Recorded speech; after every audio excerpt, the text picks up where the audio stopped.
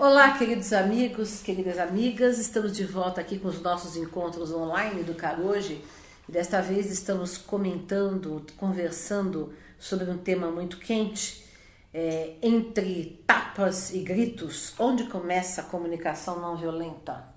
Antes, né? Antes. Justo. Não começa entre tapas e gritos. Não, entre tapas e gritos não tem espaço para comunicação, né? Acho que isso é um bom início, né? Verdade. Eu queria começar a conversar com vocês sobre essa questão, numa coisa bastante delicada, que eu fiz 50 anos e ainda sou fruto de uma geração que era normal bater nos filhos, né?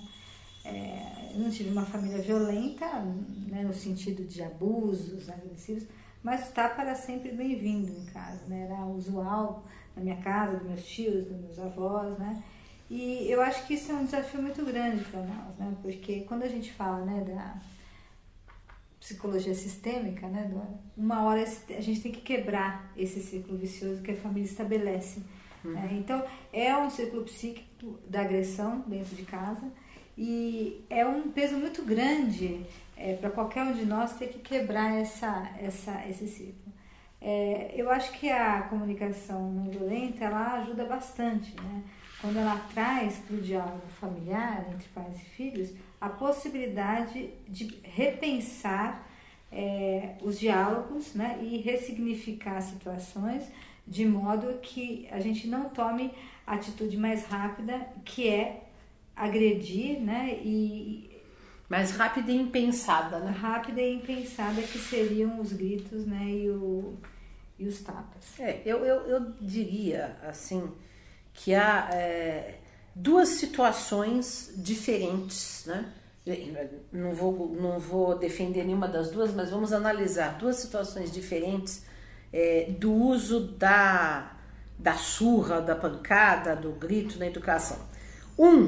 É o seguinte, é quando pai e mãe perdem as estribeiras e não têm controle emocional, né?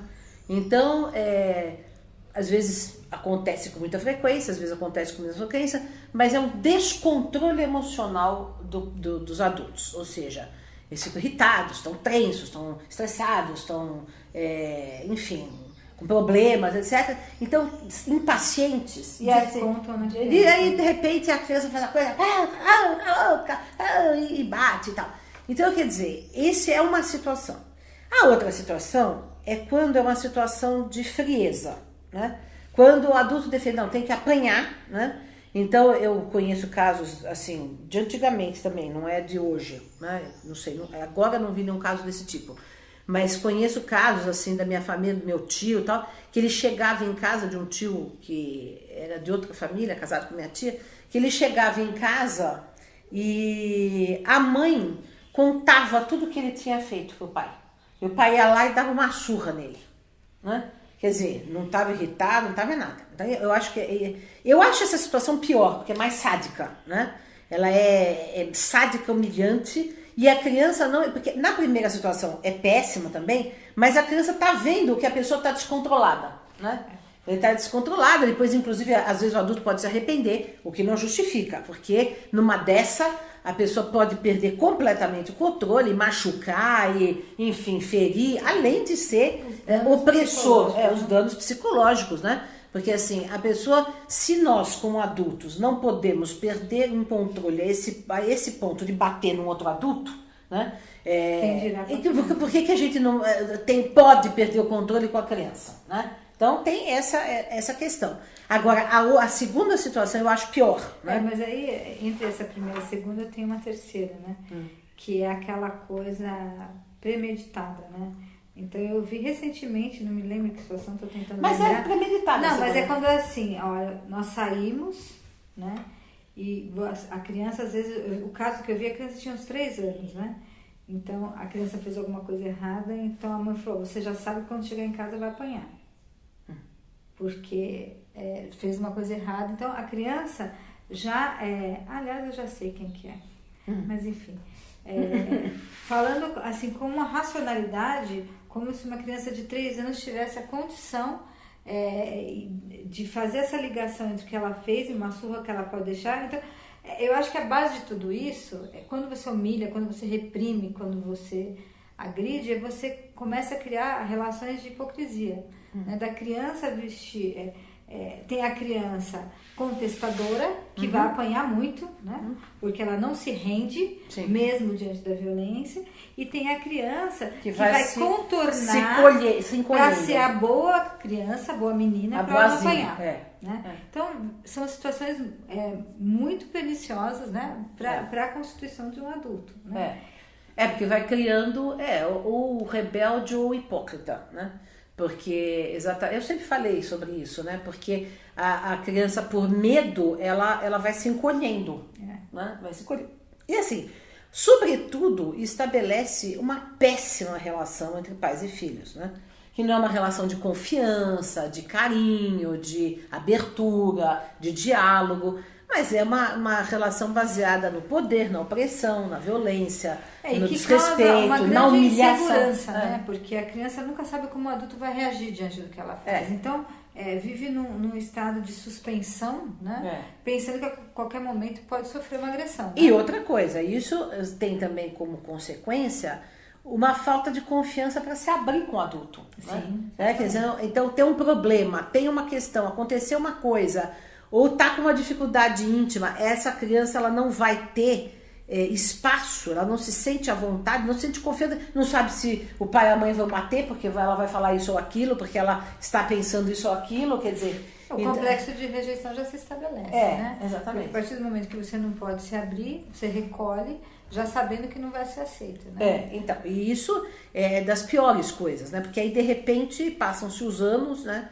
E quando o adulto se der conta, ele já perdeu o filho, né? Perdeu no sentido de perder a confiança, perder o diálogo, perder a relação, né? Perdeu-se a relação. Eu conheço vários casos nesse sentido, trágicos até, bem próximos de nós, né? Que tiveram, cujos pais, principalmente os pais homens, né? Tiveram essa relação de pancadaria com os filhos e hoje, né? Os filhos não falam com os pais, ou os pais não falam com os filhos, ou vice-versa, enfim, há um distanciamento, às vezes apenas em encontros formais, ou nem isto, né? E eu acho que a gente tem que sempre levar em consideração, porque hoje a gente, obviamente a gente evoluiu, né? Então já existe a lei da palmada, apesar de ser muito contestada, ela já existe, né? Então a gente tem que dar conta disso. Então as pessoas que não estão profundamente convencidas, de alguma forma vão ter que se convencer, mas lembrar que os gritos, né, não são menos agressivos do que o tapa, né? Então muitas pessoas falam assim, nunca bati no meu filho, mas assim, a relação de desdém, de indiferença e de superioridade que vem no grito, né, tem o mesmo estrago, né? E às vezes não precisa ser grito, né? Algumas falas são destruidoras para a criança, né? E ficam para sempre, né? A gente sabe isso naquele livro da Laura Gutman, né? O Poder do Discurso Materno, que é terrível, né? A gente lê e fica até com falta de ar, porque há vários casos ali em que ela analisa, né? O quanto determinadas palavras, né? Que a mãe ou o pai repetem constantemente, acabam por criar uma situação psíquica, digamos assim, uma prisão psíquica para os filhos, que eles quase não conseguem escapar. Por exemplo, você é burro, você já não te disse, você é burro, você não consegue fazer nada sozinho, mas que burrice. Vai repetindo isso. Né? Na psicologia eles chamam isso de profecia autorrealizável. Isso, né? Exatamente. Quando a mãe fala uma coisa, quando ela dá essa afirmação, aquilo se realiza ao longo do tempo, porque a criança já automatiza, né? Ela incorpora, digamos assim, aquilo que a mãe e o pai estão projetando nela. Exatamente. Né? Então, isso é tanto verdade que...